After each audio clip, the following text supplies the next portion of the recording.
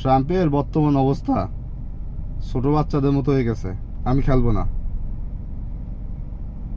যখন কিছুদিন আগে ইন্ডিয়া আর পাকিস্তানের যুদ্ধ হইলো, ইন্ডিয়া যখন পাকিস্তানকে ফার্স্ট টাইম অ্যাটাক করলো, তখন কিন্তু খুব ভয় দেখাইছিল পাকিস্তানকে।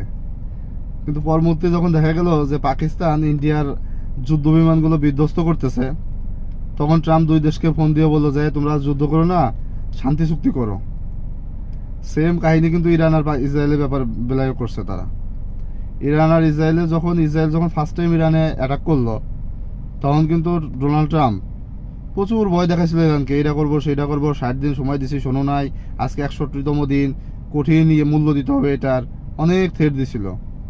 কিন্তু এখন যখন দেখলো যে ইরান ইসরায়েলের পাল্টা আক্রমণ খুব কঠিনভাবে এটার প্রতিশোধ নিতেছে, তখন ট্রাম্প এখন বলতেছে না, যুদ্ধ দরকার নাই, আমরা শান্তি চুক্তিতে যাব, দুই দেশকে শান্তি চুক্তির মাধ্যমে আনতে হবে।